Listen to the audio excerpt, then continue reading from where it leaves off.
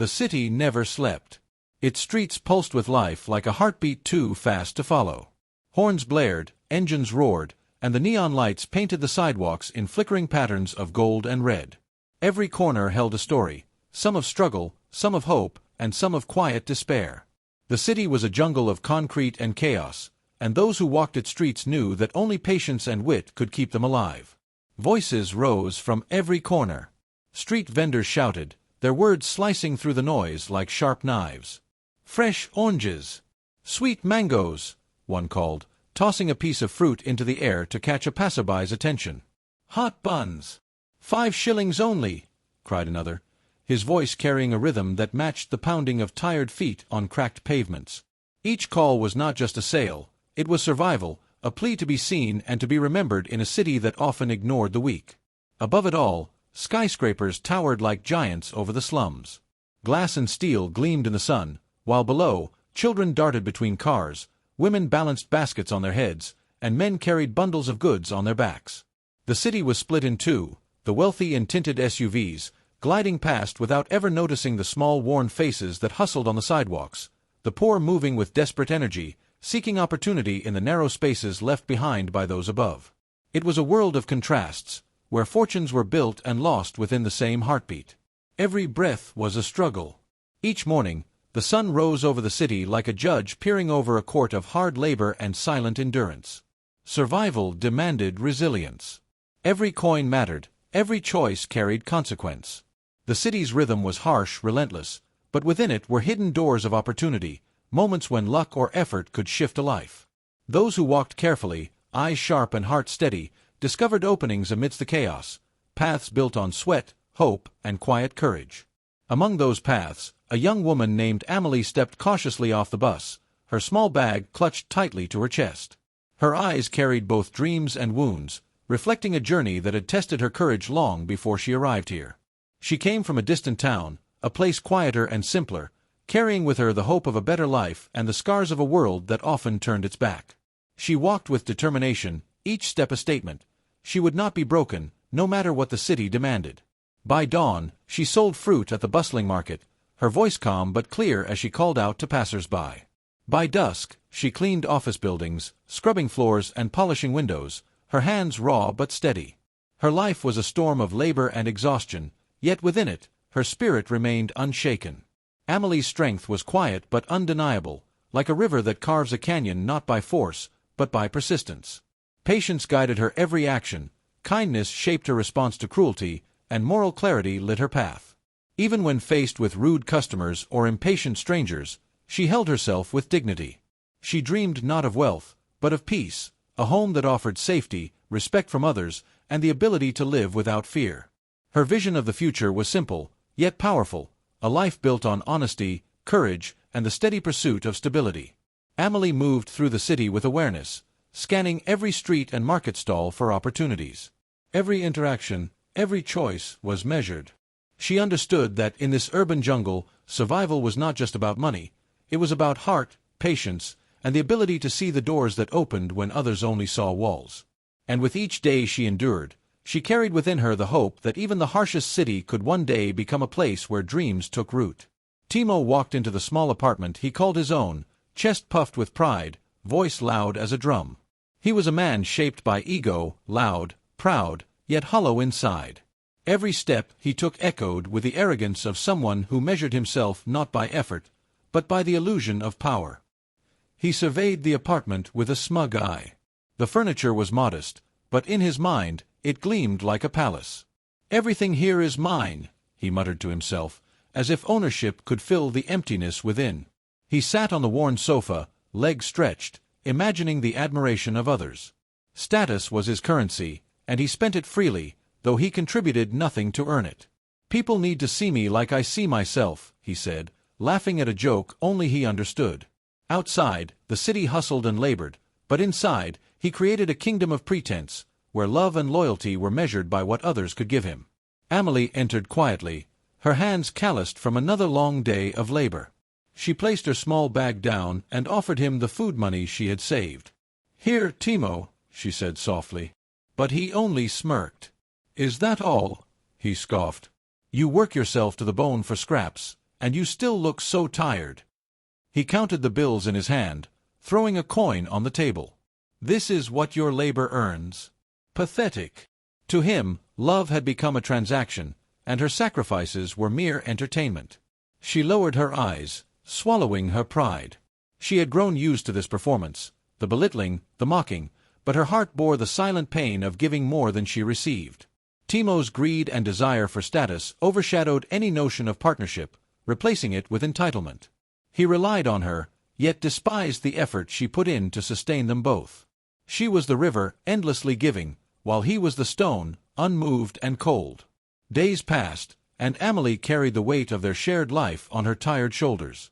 Each morning, she awoke with aching limbs but still moved through the city, selling fruits and cleaning offices to keep their small apartment afloat. Timo watched, jealousy simmering beneath his arrogance. "Why does she work harder than me?" he muttered one evening, his voice sharp with envy. The sight of her persistence reminded him of his own laziness, and his pride could not bear it. The tension finally broke one night. Words, sharp as knives, flew between them. "You think you're better than me because you labor," he shouted. "I provide. I protect." Amelie remained quiet, her eyes filled with exhaustion, the silent weight of countless days of struggle.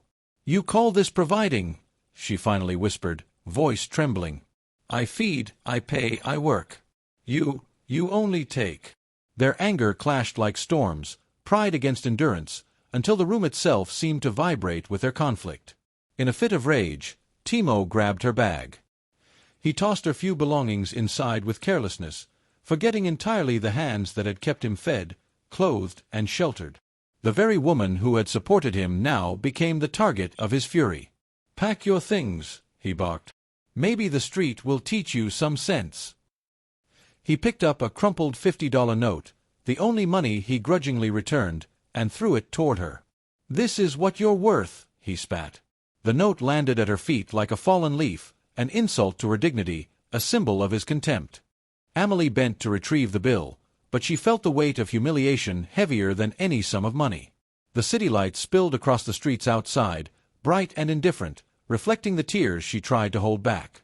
She stepped into the night, her bag clutched to her chest, each step echoing the ache in her heart. The bustling streets watched silently, the horns and voices now a backdrop to her sorrow. Every light that glittered above her seemed to mock the pain of someone who had given everything and received only cruelty in return. She walked alone, the cold wind brushing her cheeks, mingling with her tears. The city, once full of promise, now felt like a jungle too sharp, too wide, too indifferent. Yet even in the darkness, a quiet resolve began to form within her. Though humiliated, though pushed aside, she carried her heart intact. And in that moment, beneath the towering shadows of glass giants and among the chaos of the streets, a seed of strength took root, a promise that her story was far from over. The city roared around her. Amelie's feet pounded the cracked sidewalks, her heart heavy with hurt, each step echoing the sting of betrayal. The neon lights flickered above, casting shadows that seemed to chase her. Horns blared in chaotic symphony, vendors shouted over one another, and the wind carried the distant laughter of those who slept warm in their beds. She felt invisible, swallowed by the vastness of streets that offered no comfort. Each passing face reminded her of the life she had lost, and the cruel pride of a man who had called her worthless. Her bag swung heavily from her shoulder, the crumpled $50 note she now owned like a cruel joke in her pocket. She had nowhere to call home. Every familiar street turned unfamiliar in the darkness, every corner felt like a threat. She glanced at the empty apartment windows she had once shared with Timo, longing for a place she no longer belonged. "How quickly a hand that held you can turn to push you away," she whispered to herself, voice trembling. Finally, she found a dilapidated lodge, its paint peeling, windows cracked, and doors hanging on old hinges. Shadows seemed to crowd the corners of the tiny room she rented for one night, whispering stories of despair from those who had come before her. The mattress sagged under the weight of unseen sorrows, the sheets thin and cold. Amelie sat on the edge, head in her hands, feeling the enormity of her situation settle like a stone in her chest. She had a roof for one night, but it felt more like a cell than a sanctuary. Hunger gnawed at her stomach, sharp and cruel. She pressed her hand over her abdomen, wincing at the emptiness, remembering how she had fed another for months before herself. The $50 she carried mocked her, a fragile lifeline barely enough to buy bread and water. Her body reminded her of her betrayal as much as her heart did, and every pang of hunger echoed the sting of being thrown out into the world so casually, so cruelly. Fear wrapped around her like the cold night wind that seeped through the broken windows. She shivered, wishing for a hand to hold, a voice to soothe, yet there was none. The city felt infinite and unfeeling, each passing shadow threatening to swallow her whole. She hugged her bag tightly, as though holding onto it might keep her safe, might hold back the loneliness that clawed at her chest. The world outside was harsh and relentless, and inside, she felt the echo of isolation pressing in. The lights of the city shone through the thin curtains, harsh and unrelenting. Neon reds and blues splashed across her face, reflecting the emptiness that had settled deep inside her. For a moment, she stared at the glow, seeing herself small and insignificant among the chaos, wondering how she would survive another day. The city, once full of promise, now felt like a mirror of her own broken spirit. The next morning, as the sun stretched across the skyline, Amelie wandered through the bustling streets in search of a cheap meal. Her eyes scanned the ground and the vendors, hoping to find something affordable. Her feet ached, her stomach protested, but she pressed on, driven by the same quiet hope that had carried her this far. "Just something to fill my belly," she murmured, ignoring the looks of passing strangers. Above the clamor of the market, a voice rose, clear and insistent. "Jackpot! 10 million shillings! Come try your luck today!" The lottery vendor's cries cut through the noise, each syllable ringing like a bell in her weary ears. Amelie paused, staring at the small wooden booth that seemed ordinary yet demanded attention. The call was almost magical, as if the city itself was whispering to her, a thread of fate tugging at her heart. The vendor shouted the winning numbers of the week, the potential prize too vast to be believed. Amelie felt a jolt in her chest. 10 million shillings, a number she could barely imagine. She shook her head, disbelief mingling with a flicker of hope. "It can't be for someone like me," she whispered. Yet even as she turned to move on, her gaze returned again and again to the small, humble booth, as if destiny had decided to make itself known in the most ordinary place. She had always distrusted gambling, having heard countless stories of ruin and loss on these same streets. People lost everything chasing luck, leaving families hungry and hearts broken. Amelie's mind wrestled with caution, warning her to walk away, but her body lingered. She couldn't explain it, but something about the sound of the vendor, the morning sun glinting off his simple wooden sign, called to her. She felt as though the universe was speaking softly, nudging her to pay attention to this small, ordinary opportunity. The booth refused to be ignored. Its presence among the chaos felt deliberate, like a voice from another world cutting through the city's roar. Amelie drew a deep breath, the weight of her bag and the crumpled $50 in her pocket pressing against her. She wondered if, in this tiny, loud moment, fate had chosen her.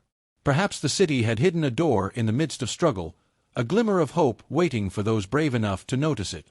Amelie sat on the edge of the crumbling lodge bed, her fingers trembling as they fumbled over the last notes in her pocket. She counted each one carefully, her heartbeat loud in the silence. 50 shillings. That was all she had, the same 50 that Timo had thrown at her like it was her worth. She stared at it for long moments, weighing the impossible. Spend it on food to fill the gnawing emptiness in her stomach, or try her luck at the lottery booth she had noticed yesterday. Her mind wrestled with reason and desperation.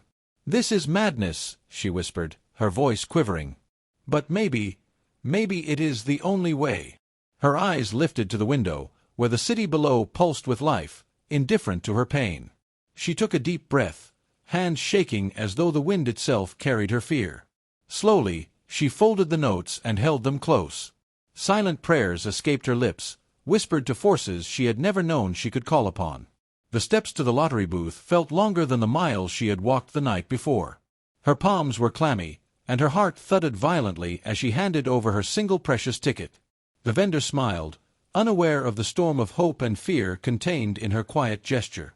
"1 ticket," she said, voice barely audible, but enough to mark her choice. A small, trembling smile curved her lips.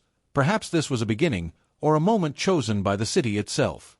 With the remaining notes, she bought a small meal, a piece of bread and a cup of tea. She ate slowly, savoring the warmth, letting it calm her frazzled spirit. The city hummed around her, noisy and relentless, yet she felt a fragile thread of hope. "Perhaps there is a reason for every cruelty," she murmured, biting into the bread, tasting more than just food. She tasted possibility. That night, she lay on the thin mattress, exhausted to her bones. Her mind replayed the events of the last day, the shove, the $50, the harsh streets, and now the lottery ticket clutched tightly in her hand. She felt foolish, like a child trying to reach the stars with bare hands, yet a quiet hope nestled in her chest, fragile but unbroken. She closed her eyes, surrendering to sleep, carrying no expectations, only the weight of exhaustion and a whisper of possibility. Morning arrived, pale sunlight spilling across the city streets. Radio announcements echoed from every corner, the voices urgent, alive with excitement. 10 million shillings. Have you checked your numbers? The jackpot winner could be one of you.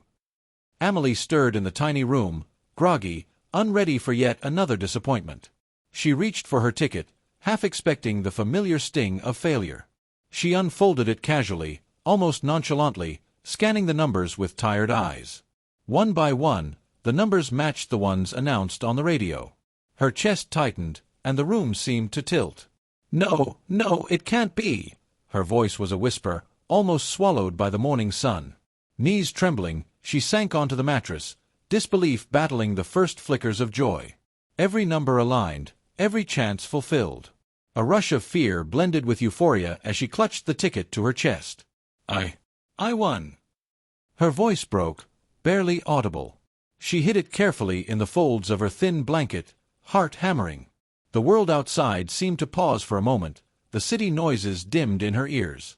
She felt the invisible hands of fate lifting her from the depths of despair, cradling her in sudden, unimaginable fortune. The city that had thrown her into nights of cold, loneliness, and hunger now seemed to shine with a different light. Tears ran down her face, mixing grief and joy. The same streets that had mocked her pain now held the promise of a new life. From the shadows of yesterday's hurt to the brightness of life-changing fortune, Amelie felt the first stirring of hope that perhaps she was meant to rise. The crumpled $50 had been transformed, in ways she could scarcely imagine, into a key that might unlock her destiny. Amelie stepped into the lottery office with quiet caution, her heart thudding like a drum in the city square. She walked slowly, observing the bright lights and busy clerks, but she did not raise her eyes to the others waiting. No celebration, no loud cries, only a careful, steady pace. Each step felt like crossing a river on stones, testing her balance, holding her fear and hope alike. The room hummed with people dreaming of wealth, but she felt neither arrogance nor greed. She only felt the weight of possibility, careful not to let the world notice the trembling of her hands. When it was her turn, she presented her winning ticket with steady fingers, her voice quiet but firm. I'm here to claim my winnings, she said. The clerk looked at her with polite curiosity, checking the numbers, scanning the verification forms. Amelie's heart pounded as they confirmed her prize, yet she maintained a calm exterior. No glares, no envy, no one noticing that she carried a sudden fortune in a quiet smile. She thanked them softly, stepped out, and kept her head low, a prize claimed with humility, not display. Her first act of transformation came with a small apartment rental. She walked through the door and breathed in the warmth, the fresh paint, the small safety she had never known in the city. This was her first place where she could lay down her burdens without fear, where nights would no longer bite with cold or hunger. Sitting on the edge of the bed, she allowed herself a small smile, realizing that the city that once threw her into despair now gave her sanctuary. Clothes were next, not lavish, not meant to show off, but symbolic of renewal. She bought simple outfits in clean fabrics, each stitch a reminder that she could step into the world anew. She looked in the mirror and saw someone different, not because of money but because of dignity restored. Each garment she held was a promise. She would no longer be defined by the cruelty of others. Amelie invested in urban real estate, small plots of land and modest buildings, carefully selecting opportunities to ensure security for herself and others. She rented units to honest families, ensuring her fortune built stability, not just for her but for the city that had once felt cold and unforgiving. The foundations she laid in brick and stone mirrored the foundations she was building in her spirit. She then started small businesses, laundry services, delivery companies, even a frozen food mini-shop. Each venture employed local women, offering wages and dignity, a chance to rise out of hardship.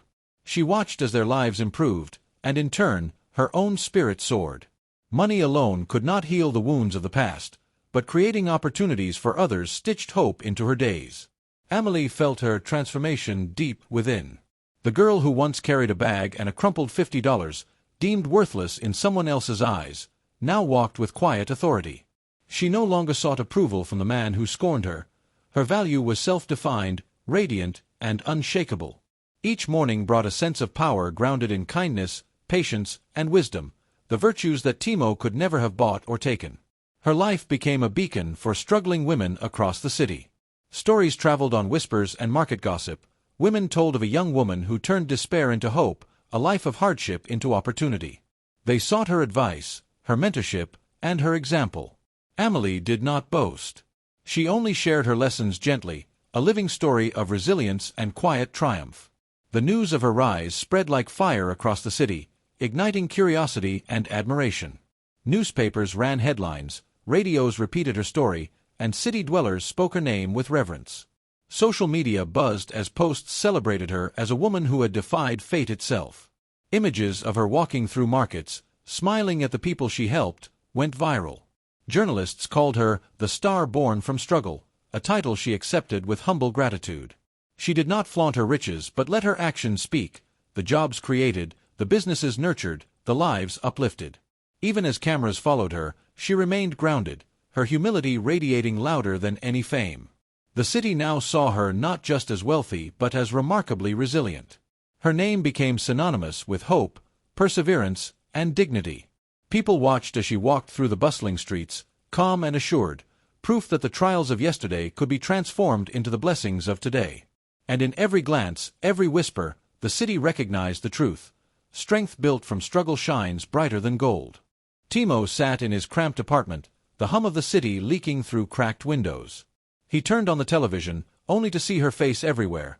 Amelie, smiling, confident, standing tall, the news declaring her rise. The city's bright screens reflected her triumph, and his stomach twisted like a serpent in a trap. How could she?" he muttered, his voice low, trembling with disbelief. His hands shook as greed and jealousy churned inside him, a storm brewing in the depths of a heart that had once called itself love. He picked up the phone, calling his friends, his words spilling faster than thought. "She owes me everything. Do you see what she's done? All my support, all my guidance. She couldn't have made it without me." The lies tumbled out, pride twisting truth into a bitter cloak. He paced the floor, unable to bear the thought that she had climbed this mountain alone, unaided by his ego or his coins. The city buzzed outside, unaware of the storm in his chest, the pride that refused to accept her rise without his hand guiding her. The next morning, he appeared at her business office, dressed in a crisp shirt, eyes veiled with apology, lips curved into a false smile. "Amelie," he began, voice soft as silk yet edged with something darker. I've come to apologize.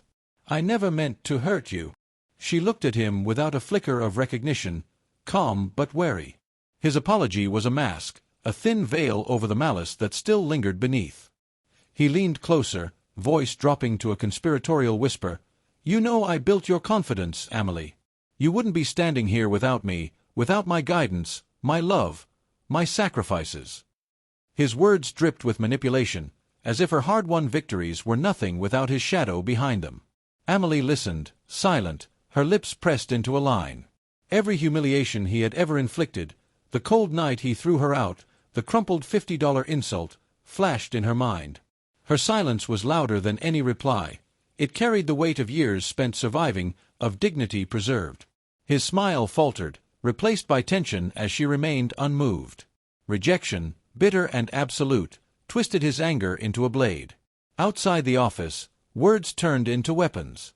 He called bloggers and tabloids, spinning tales of a joint ticket they had supposedly bought together. "She couldn't have done this alone," he insisted, voice heavy with false grief. "I was there. I supported her. She stole what should have been ours." Lies leapt into the public space, carried by the winds of gossip, landing on screens and pages, infecting hearts with doubt. The false stories painted love, support, and shared dreams where there had been none. Photos of past smiles, moments of her generosity, were twisted to suggest dependency. The city's opinion divided. Some condemned him, seeing through his pride and greed. Others whispered that perhaps he was right, that success never rises without a hand behind it. And many simply watched, captivated, the scandal unraveling in real time like a woven story being torn apart. Amelie stood behind the glass, looking out at the city streets below, calm as the storm raged. She had survived worse, and the world's noise, the lies, the envy, they were merely echoes of a man who could not bear to see a woman rise without him. Her strength, quiet and unyielding, had been forged in the fires of struggle. And in that moment, she knew, the city might debate, the gossip might swirl, but her story, her truth, was hers alone. The courtroom was heavy with tension, a place where whispers carried like wind through an open savanna. Timo stepped forward, voice polished but sharp as a spear. "I demand half of what she has won," he proclaimed. "I invested my time, my love, my support. The 10 million is as much mine as it is hers." He waved papers that spoke of shared dreams and financial help, painting himself as the guardian of her fortune. The city's eyes, invisible yet present, seemed to press upon Amelie from every corner, curious, judging, waiting. Amelie felt the weight of history pressing against her chest. The judge's gaze, calm yet unyielding, scanned Timo's arguments, emotional investment, shared goals, and financial support, words meant to cage her hard-earned freedom. She sat silently, a river of anxiety flowing beneath her still surface. Each mention of money, of shared dreams, made her pulse race, recalling nights spent hungry, wandering streets, clutching a crumpled $50 as if it were a talisman against despair. The city watched through newspapers, radios, and gossiping mouths. Her poverty, her betrayal, her struggle, all displayed like an old village tale being told aloud to a judgmental crowd. The session stretched on, each day thick with tension. Witnesses spoke, evidence was presented, and the past opened itself for public inspection. The lodge receipts, the CCTV of her buying the ticket, neighbors' statements, all became pieces of her survival story, each one a sword and shield. Amelie's heart beat like a drum in a distant festival, echoing fear, exhaustion, and the strange courage that only those who have survived the storm know. Some nights, she would sit alone, feeling the walls close in, the pressure threatening to crush her spirit. The cold of streets she had walked alone returned to her in memory, the nights when city lights mocked her and hunger gnawed like a relentless jackal. She remembered the sting of humiliation, the $50 tossed at her as if her worth could be counted in coins. Tears came unbidden, but she wiped them away. No man, no lies, no court could rewrite her journey. "He will not erase what I have earned," she whispered to the quiet walls, her resolve hardening like clay in the sun. With her lawyer, she gathered proof, every piece a testament to her truth.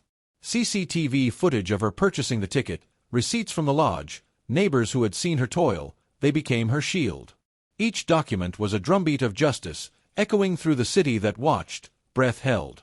Tension rippled like waves across a lake. Fate itself seemed to pause, waiting to see which way the scales would tilt.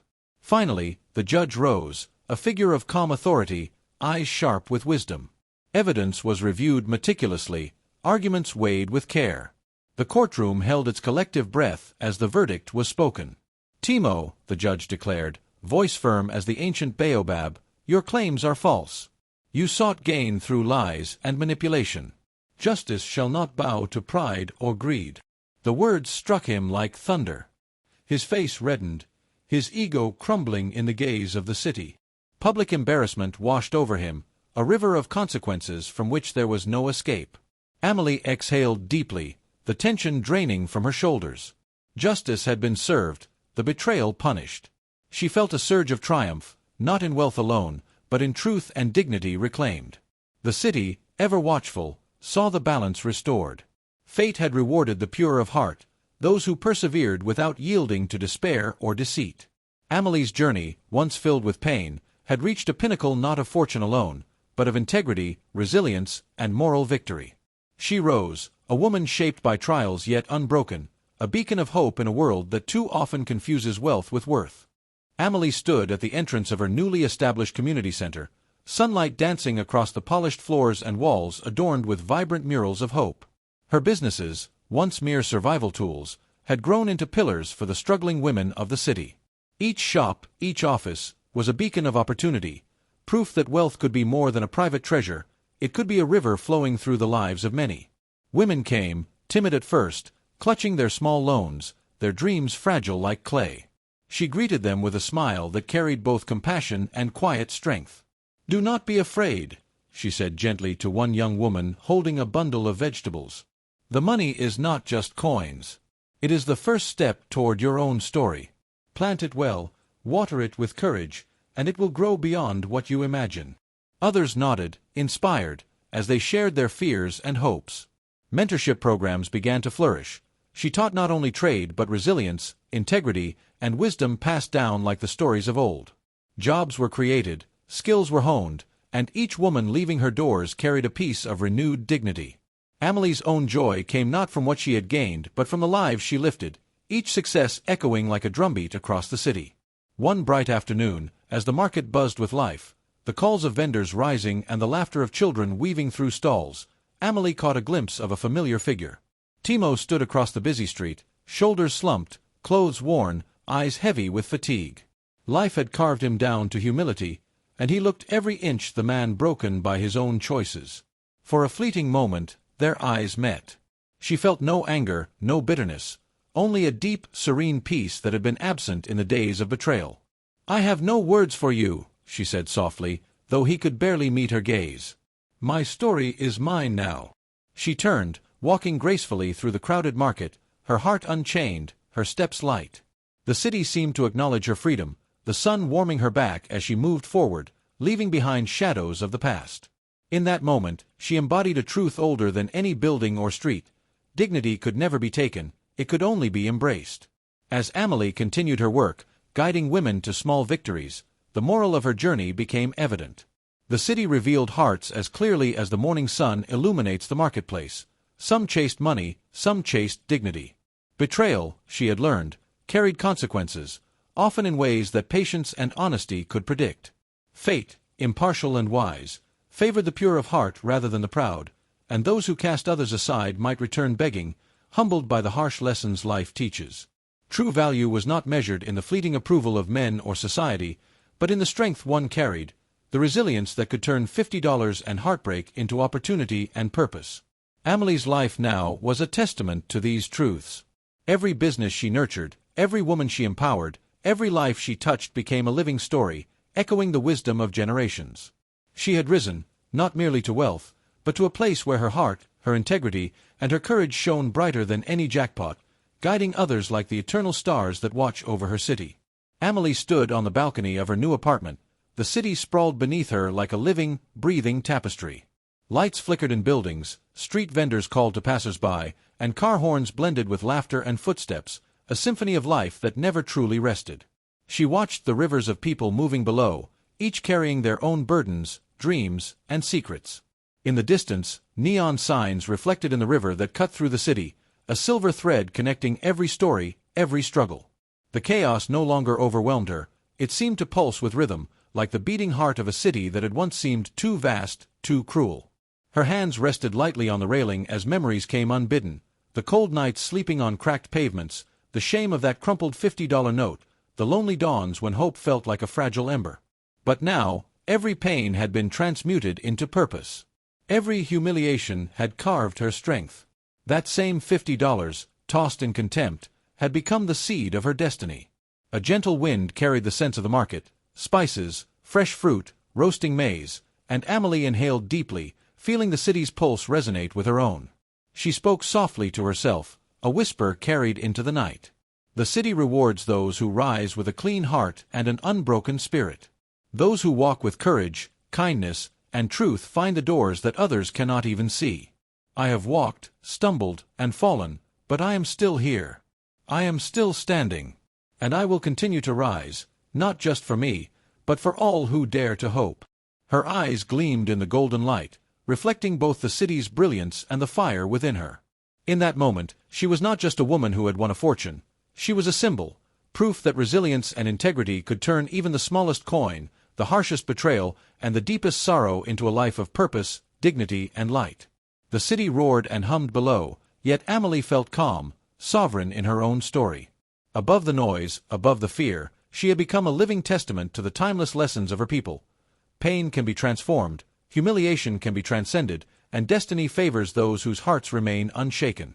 With a final deep breath, she turned from the balcony, ready to continue the work of building, lifting, and shining her light into the lives of others.